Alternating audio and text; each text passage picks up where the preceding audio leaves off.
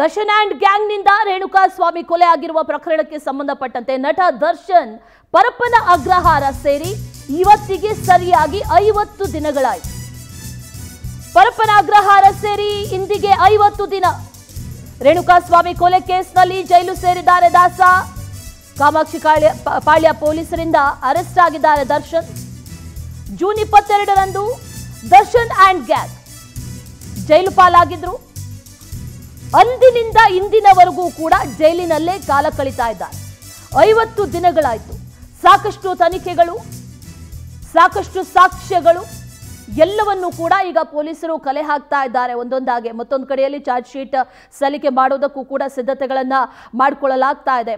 ಆ ನಿಟ್ಟಿನಲ್ಲೂ ಕೂಡ ಸಿದ್ಧತೆಗಳನ್ನ ಪೊಲೀಸರು ಒಂದು ಕಡೆಯಲ್ಲಿ ಮಾಡ್ತಾ ಇದ್ದಾರೆ. ಮತ್ತೊಂದು ಕಡೆಯಲ್ಲಿ ಇವತ್ತಿಗೆ ಸರಿಯಾಗಿ 50 ದಿನಗಳಾಯಿತು. ಪರಪ್ಪನ ಅಗ್ರಹಾರ ಸೇರಿ ದರ್ಶನ್ ಆ್ಯಂಡ್ ಗ್ಯಾಂಗ್ ರೇಣುಕಾಸ್ವಾಮಿ ಕೊಲೆ ಪ್ರಕರಣಕ್ಕೆ ಸಂಬಂಧಪಟ್ಟಂತೆ ಸಾಕಷ್ಟು ಸಾಕ್ಷ್ಯಗಳನ್ನು ಕೂಡ ಪೊಲೀಸರು ಕಲೆ ಹಾಕಿದ್ದಾರೆ. ಅದರ ಜೊತೆಯಲ್ಲಿ ಸಾಕಷ್ಟು ವಿಚಾರಗಳ ಬಗ್ಗೆ ಜೊತೆಗೆ ಬೇರೆ ಬೇರೆ ಆಯಾಮಗಳಲ್ಲೂ ಕೂಡ ತನಿಖೆಯನ್ನ ನಡೆಸಲಾಗ್ತಾ ಇದೆ ಒಂದು ಕಡೆಯಲ್ಲಿ. ಮತ್ತೊಂದು ಕಡೆಯಲ್ಲಿ 50 ದಿನಗಳು ಕಳೆದಿದೆ.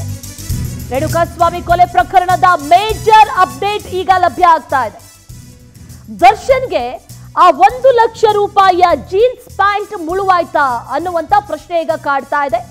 200ಕ್ಕೂ ಅಧಿಕ ಸಾಕ್ಷ್ಯಗಳನ್ನ ಪೊಲೀಸರು ಈಗಾಗಲೇ ಕಲೆ ಹಾಕಿದ್ದಾರೆ. ದರ್ಶನ್ ಬಟ್ಟೆ ಅತ್ಯಂತ ಮಹತ್ವದ ಸಾಕ್ಷ್ಯಗಳಲ್ಲಿ ಒಂದು. ಕೊಲೆಯ ದಿನ ನಟ ದರ್ಶನ್ ಧರಿಸಿದ್ದಂತ ಜೀನ್ಸ್ ಮತ್ತು ಟಿ ಶರ್ಟ್, ಆ ಜೀನ್ಸ್ ಮತ್ತು ಟಿ ಶರ್ಟ್ ನಲ್ಲಿ ಸ್ವಾಮಿಯ ರಕ್ತದ ಕಲೆ ಪತ್ತೆಯಾಗಿತ್ತು. FSL ರಿಪೋರ್ಟ್ನಲ್ಲಿ ಭಯಾನಕ ಸತ್ಯ ಕೂಡ ಬಯಲಾಗಿದೆ.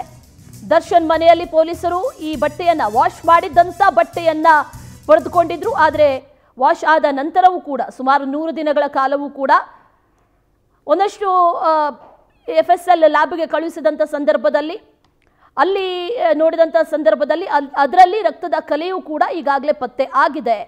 ರಿಪೋರ್ಟ್ನಲ್ಲಿ ಒಂದಷ್ಟು ಅಂಶಗಳು ಕೂಡ ಇದೆ ಅನ್ನುವಂಥ ಮಾಹಿತಿ ಕೂಡ ಲಭ್ಯ ಆಗಿದೆ.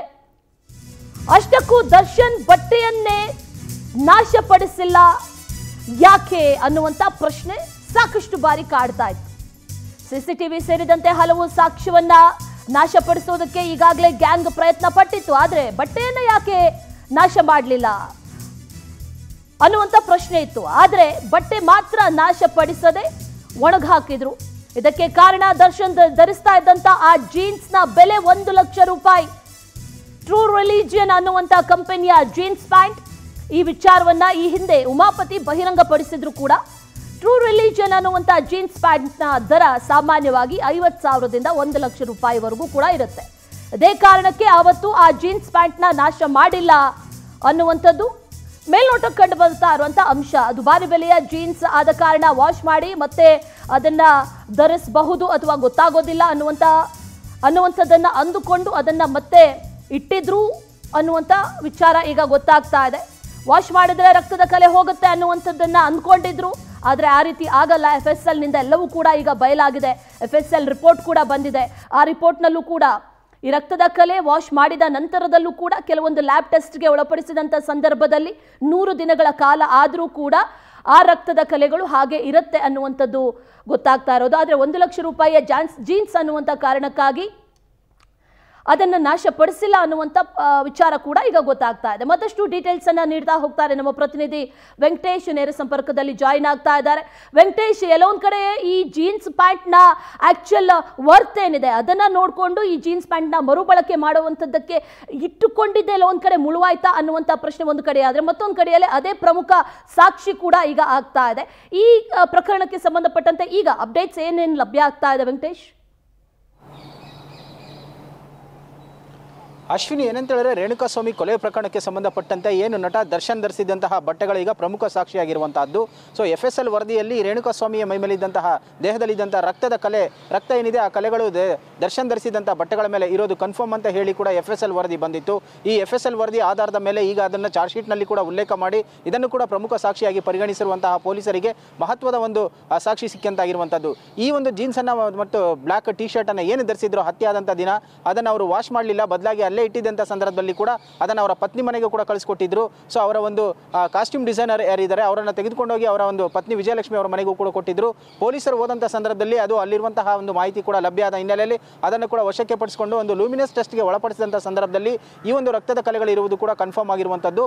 ಸೊ ಈ ಒಂದು ಅಂಶವೇ ಈಗ ಒಂದು ಸಾಕ್ಷಿಯಾಗಿರುವಂಥದ್ದು. ಯಾಕಂತ ಹೇಳಿದ್ರೆ ದರ್ಶನ್ ಅವರು ಯಾಕೆ ಈ ಒಂದು ಬಟ್ಟೆಯನ್ನು ವಾಶ್ ಮಾಡಲಿಲ್ಲ ಅಂತ ನೋಡೋದಾದರೆ, ಸೊ ಸಾಮಾನ್ಯವಾಗಿ ಅವರು ಧರಿಸುವಂಥ ಬಟ್ಟೆಗಳ ಒಂದು ರೇಟ್ ಏನಿದೆ ಅದು ಸಾಕಷ್ಟು ಕಾಸ್ಟ್ಲಿ ಆಗಿರುವಂಥದ್ದು. ಅವರು ಒಂದು ಧರಿಸಿರುವಂಥ ಟ್ರೂ ರಿಲಿಜಿಯನ್ ಅನ್ನುವಂತಹ ಒಂದು ಜೀನ್ಸ್ನ ಬೆಲೆ ಕೂಡ 1 ಲಕ್ಷದಿಂದ 50,000 ರೂಪಾಯಿ ಇದೆ ಅಂತ ಹೇಳಿ ಗೊತ್ತಾಗ್ತಾ ಇರುವಂಥದ್ದು. ಈ ಒಂದು ಮಾಹಿತಿಯನ್ನು ಕೂಡ ರಾಬರ್ಟ್ ಸಿನಿಮಾದ ಒಂದು ಶೂಟಿಂಗ್ ಸಂದರ್ಭದಲ್ಲಿ ನಿರ್ಮಾಪಕ ಉಮಾಪತಿ ಗೌಡ ಅವರು ಕೂಡ ರಿವೀಲ್ ಮಾಡಿದ್ರು. ಸಾಮಾನ್ಯವಾಗಿ ಅವರು ಧರಿಸುವಂತಹ ಒಂದು ಬಟ್ಟೆಗಳ ಒಂದು ರೇಟ್ ಏನಿದೆ ಅದು ಸಾಕಷ್ಟು ಬೆಲೆ ಬಾಳುವಂಥದ್ದು. ಸುಮಾರು 50ರಿಂದ 60 ಜೀನ್ಸ್ಗಳನ್ನು ಕೂಡ ಈ ಒಂದು ಸಿನಿಮಾದಲ್ಲಿ ಉಪಯೋಗಿಸಿದ್ದು. ಅದು ಒಂದು ಜೀನ್ಸ್ನ ಬೆಲೆ 1 ಲಕ್ಷ ರೂಪಾಯಿ ಅಂತ ಕೂಡ ಹೇಳಿದ್ರು. ಸೊ ಆ ಹಿನ್ನೆಲೆಯಲ್ಲಿ ಏನು ಈ ಒಂದು ದರ್ಶನ್ ಧರಿಸಿದಂತಹ ಒಂದು ಜೀನ್ಸ್ ಇತ್ತು ಅದನ್ನು ವಾಶ್ ಮಾಡದೆ ಹಾಗೆ ಇಟ್ಟಿದ್ರು ಅನ್ನುವಂಥ ಅನುಮಾನಗಳು ಕೂಡ ಕಾಣ್ತಾ ಇದೆ. ಯಾಕಂತ ಹೇಳಿದ್ರೆ ಈ ಒಂದು ಹತ್ಯೆ ಆದ ನಂತರ ಅವರು ನೇರವಾಗಿ ಮೈಸೂರಿಗೆ ಹೋಗ್ತಾರೆ. ಮೈಸೂರಲ್ಲಿ ಶೂಟಿಂಗ್ನಲ್ಲಿ ಕೂಡ ಪಾಲ್ಗೊಂಡಿದ್ರು ದರ್ಶನ್ ಅವರು. ಆ ಹಿನ್ನೆಲೆಯಲ್ಲಿ ಈ ಒಂದು ಬಟ್ಟೆಯನ್ನು ಒಗ್ದಿಲ್ವಾ ಅನ್ನೋಂಥದ್ದು ಕೂಡ ಗೊತ್ತಾಗ್ತಾ ಇರುವಂಥದ್ದು. ಈಗ ಅದೇ ಅವರು ಪ್ರಮುಖ ಅಸ್ತ್ರ ಆಗಿರುವಂಥದ್ದು ಪೊಲೀಸರಿಗೆ. ಈ ಎಲ್ಲ ಹಿನ್ನೆಲೆಯಲ್ಲಿ ಏನು ಕೊಲೆಯಾದ ನಂತರ ಆರೋಪಿಗಳನ್ನು ವಶಕ್ಕೆ ಪಡೆದ ಪೊಲೀಸರು ಕಸ್ಟಡಿಯಲ್ಲಿ ವಿಚಾರಣೆ ಮಾಡಿದ ನಂತರ ಜೈಲಿಗೆ ಬಿಟ್ಟಿರುವಂಥದ್ದು. ಒಟ್ಟು ಇಂದಿಗೆ 50 ದಿನಗಳನ್ನು ಕೂಡ ನಟ ದರ್ಶನ್ ಅವರು ಜೈಲಿನಲ್ಲಿ ಕಳೆದಿರುವಂತಹ ಒಂದು ಪ್ರಸಂಗ ಕೂಡ ಬರ್ತಾ ಇರುವಂಥದ್ದು. Ashwini. Okay Venkatesh, thank you ಡೀಟೇಲ್ಸ್ಗೆ.